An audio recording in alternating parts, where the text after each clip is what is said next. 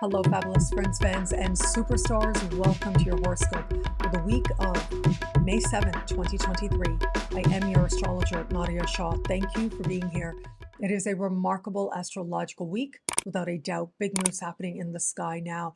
And if there ever was a time to feel fresh energy, enlightened energy, this really would be it.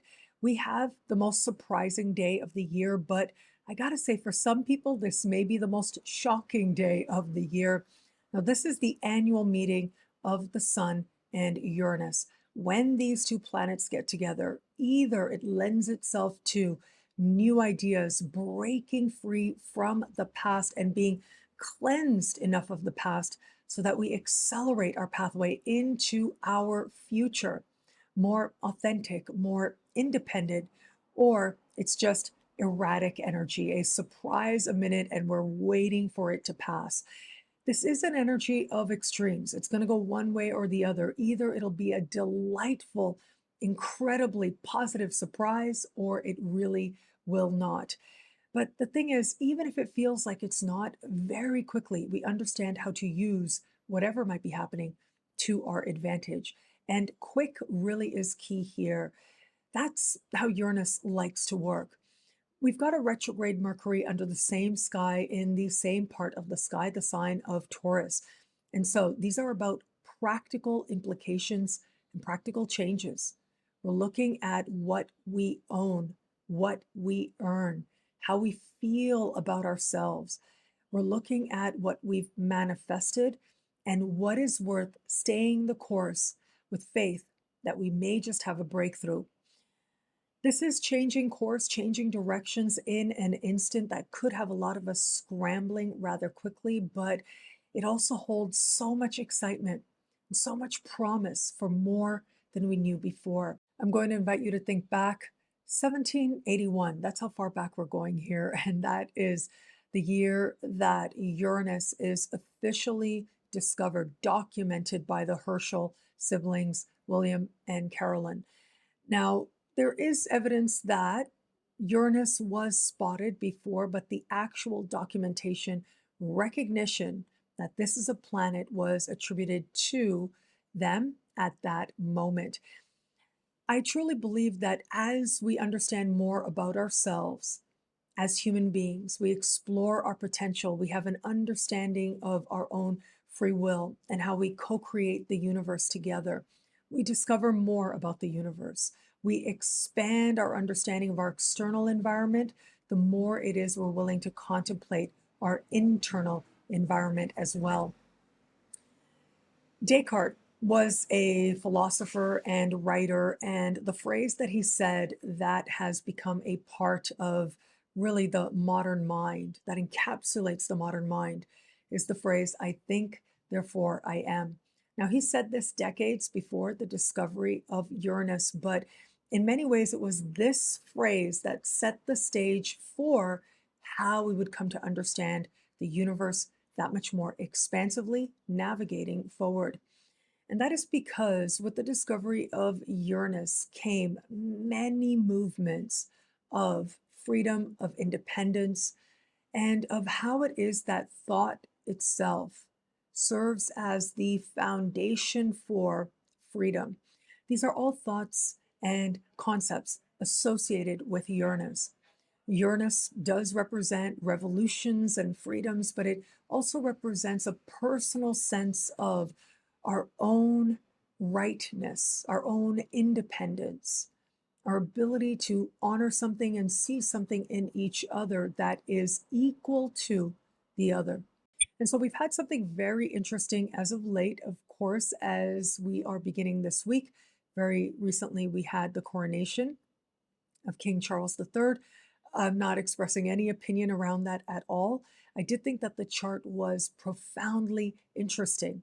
And mainly that the sun, which is the chart ruler here, is so close in the sky to Uranus. And yet it was pointed out to me that Uranus has been a key player whenever there have been important and long-lasting changes in monarchy in England. There is a system of thought that until a planet is discovered, its energies should not be taken as significantly as those energies that we are already aware of, because so much of how we experience the chart of what it is that comes forward is hand in hand with our own consciousness and our own understanding of ourselves. And so Uranus as modern ruler of Aquarius makes so much sense. Aquarius is fixed air.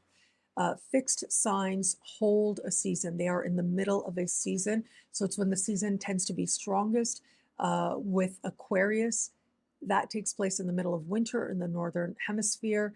The other fixed signs include Leo, that's the middle of the summer. It is Taurus, that is in the middle of spring. That's exactly where we are right now.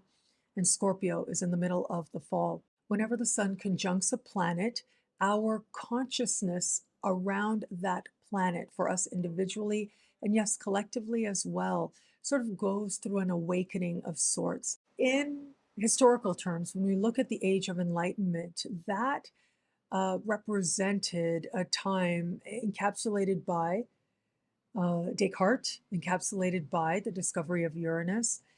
It was a rejection of spirituality, a rejection of an integrated worldview. And it said, spirit is one thing, matter is another thing, mind is one thing, body is another. And from here, we have the foundation of all of us being equal, regardless of our gender or gender identity or race and so on.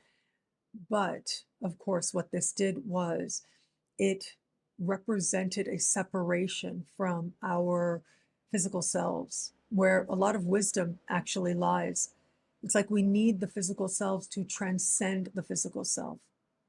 We need the space of meditation and breath, a physical phenomenon, in order to move through our physicality and reach those levels of enlightenment, to glimpse the levels of enlightenment as promised in Buddhist practice. And so it is fascinating to consider how the same word enlightenment can mean such different things to different people, but really it's pure thought. It's how thoughts dominate, like fixed air, Aquarius, and Uranus being the ruler of Aquarius as well. But what happens when this energy is in the sign of Taurus, energy that is decidedly embodied, that is decidedly physical? It is said that Buddha was a Taurus. And I think that comes down to how much being present in our own senses encapsulates so much of his teaching. Breath itself is a sensory experience. It involves so much of ourselves, and it is ultimately by paying attention to the senses that we are most alive and present in the moment. Recently, I finally got around to watching a movie that I'm sure a lot of you have seen called Everything Everywhere All at Once. I'm going to try not to give spoilers, but I might. Instead, I'm going to get to some core ideas that I found watching this movie. It is so brilliant. It is so beautiful. I would really encourage everybody out there to watch it or rewatch it. I just knew I was waiting for the perfect moment. And of course, with the eclipse, it came, and it was a watershed moment for me. There were many takeaways that were so powerful. Of course, depending on who you are, like it says, everything, everywhere. There's so much there that you could take away everything. All people could take away something different, and all would be true.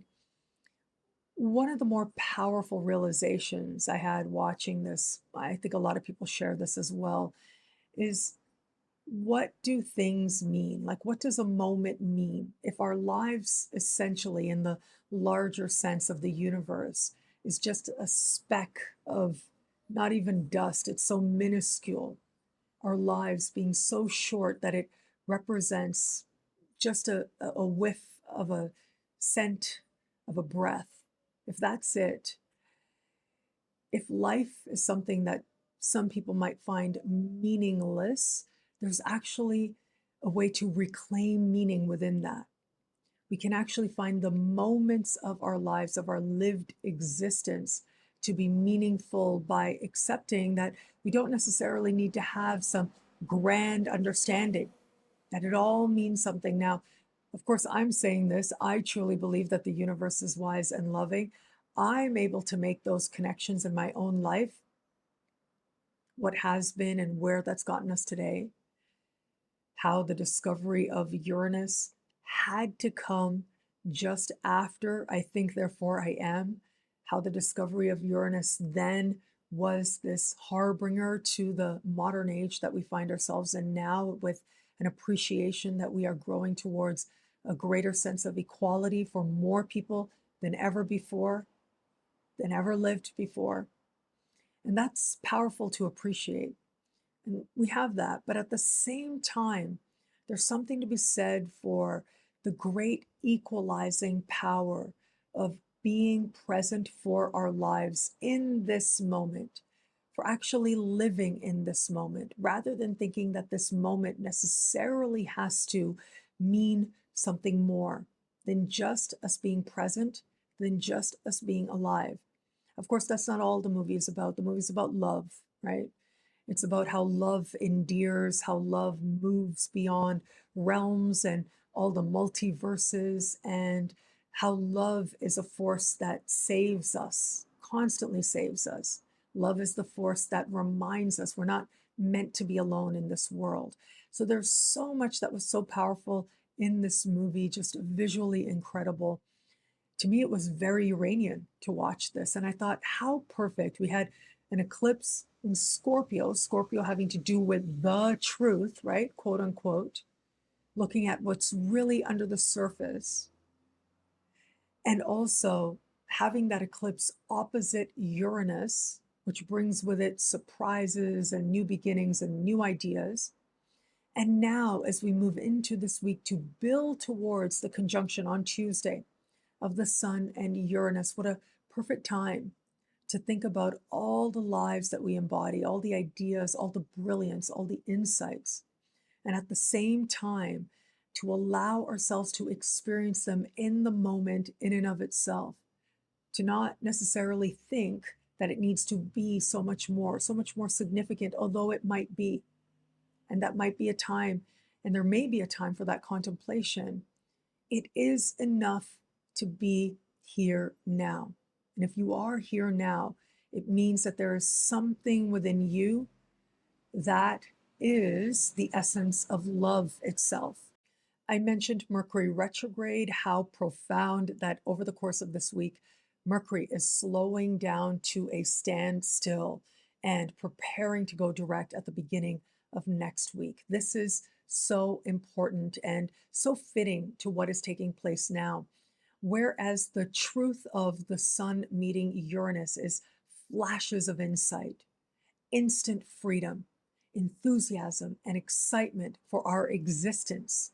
That is part of the Sun meeting Uranus in the sky. At the same time, we have Mercury that has been during the retrograde inviting us to go within, reflect on ourselves, on who we really are, to reflect on and be honest about if we like the direction in which we are going.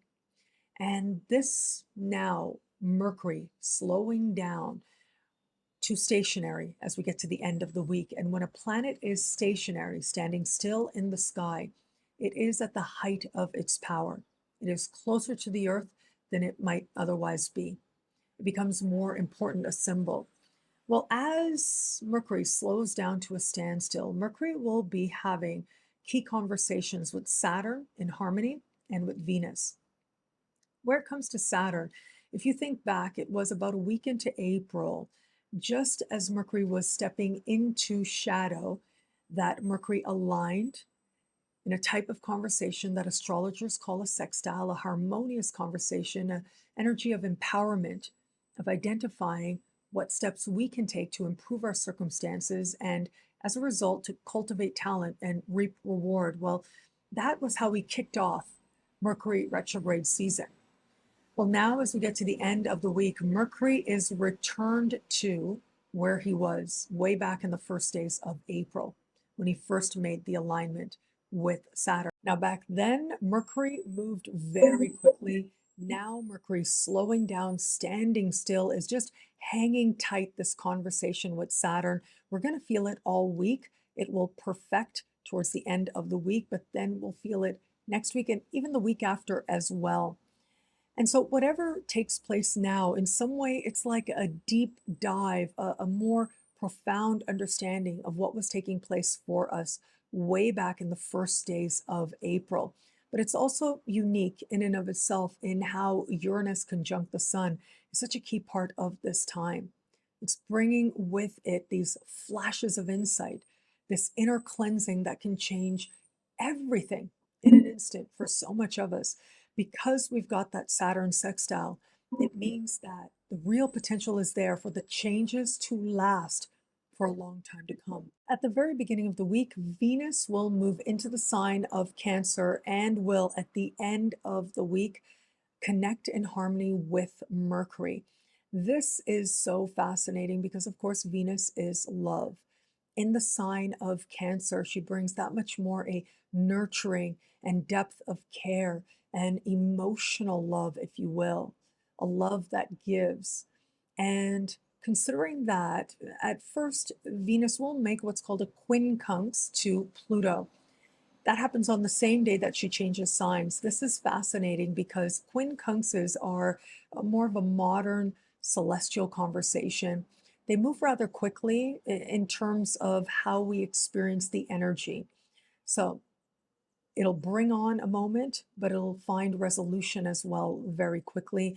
With Pluto, of course, we've got a lot of intense energy here. Pluto in the sign of Aquarius is hearkening to the ruler of Aquarius, Uranus. So you can see here that it's almost like what we feel and what our minds are telling us can feel like they're trying to get along in some way. It can feel as if we know some truth, but we feel so profoundly that as we know an intellectual truth, a factual truth, we're also aware that there is an emotional truth as well that may not necessarily correspond to what we intellectually know. Our own experiences and what our mind wants for all kinds of things can feel as if they're trying to figure out how to connect, and yet we'll find that resolution very quickly. And as we navigate to the end of the week with Venus connecting to a stationary Mercury, that's going to end up being so helpful to us so that we can bring those threads together, those depths of understandings about ourselves, those depths of understandings about how we really think about a thing, what we honestly want, what we honestly believe. What is the truth of what we have manifested? This is Taurus energy that we've got Mercury station in. How have our thoughts contributed to that? And also, how is it that we can surrender to perhaps a higher resonance of thought, of wisdom and insight now?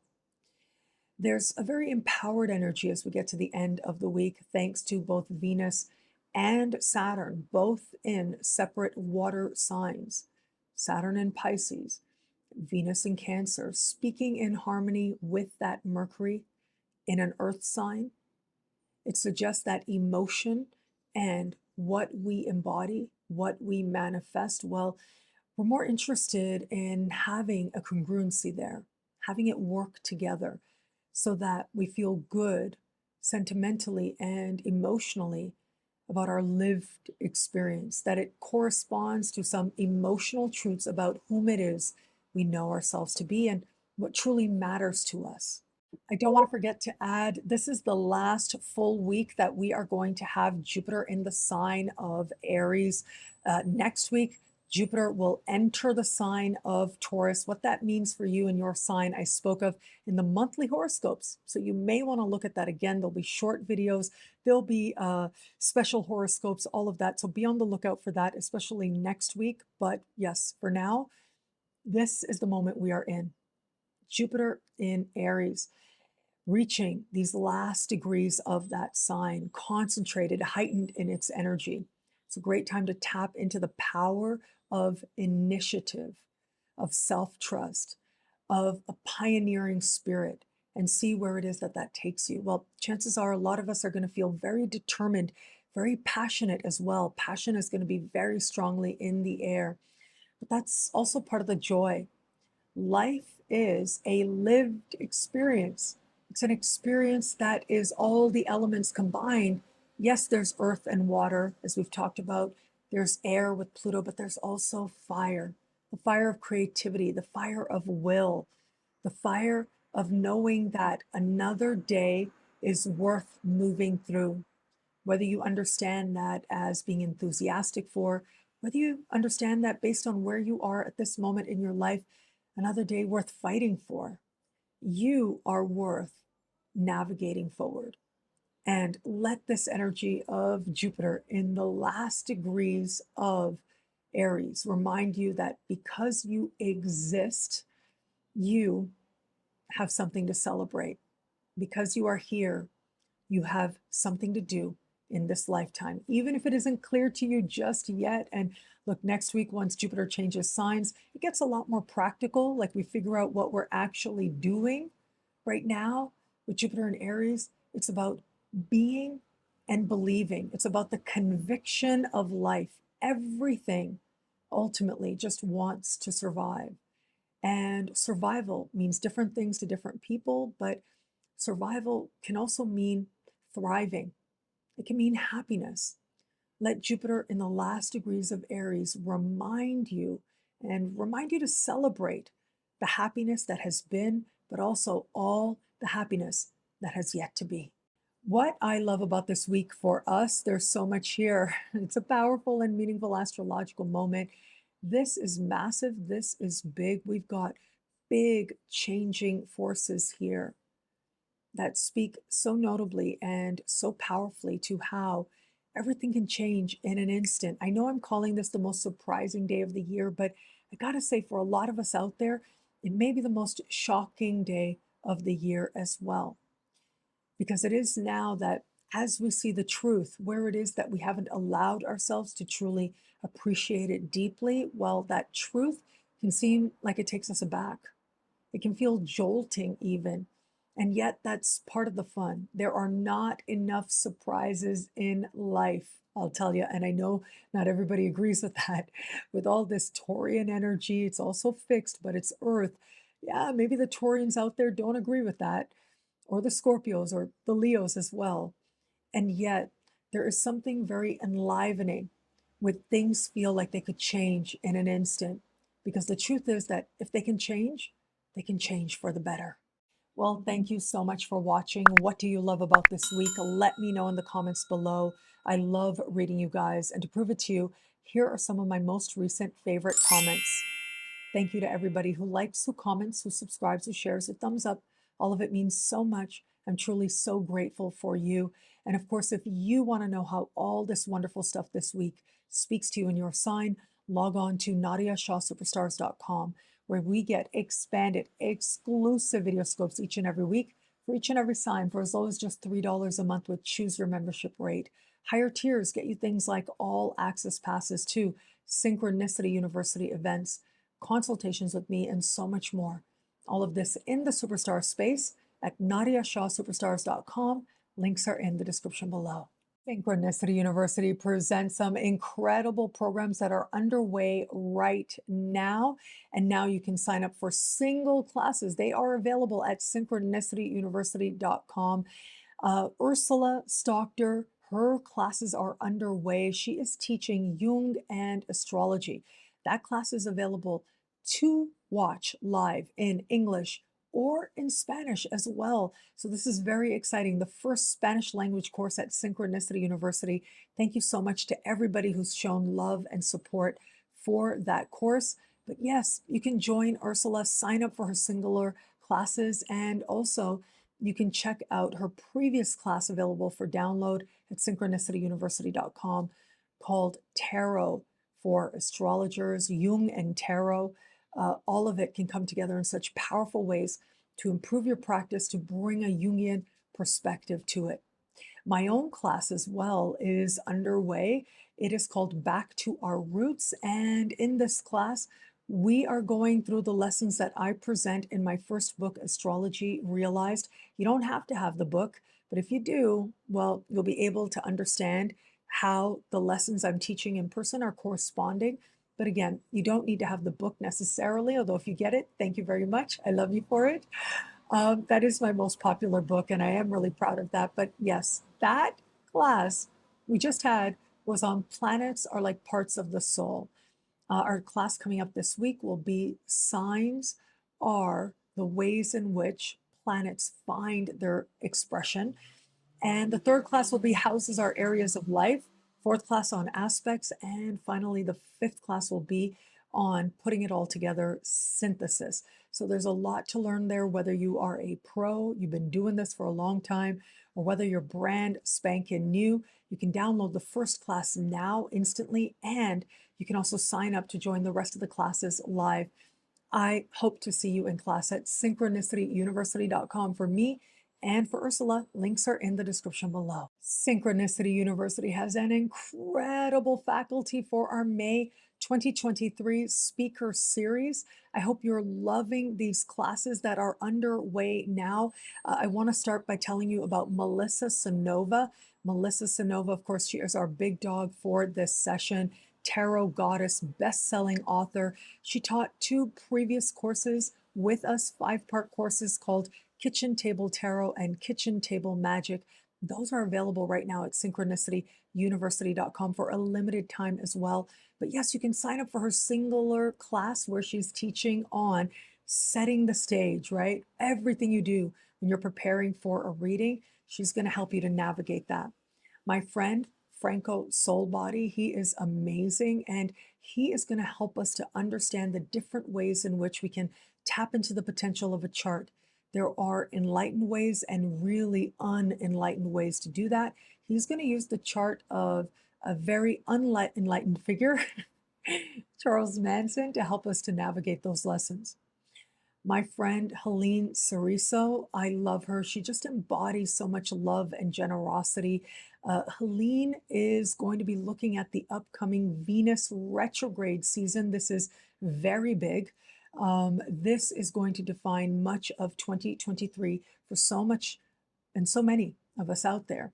Well, it is that particular class that she's going to be teaching that's going to look at Venus retrograde in Leo, what that's going to mean for the collective, but also help you to understand, get a glimpse into what that's going to mean for each sign as well, based on your chart.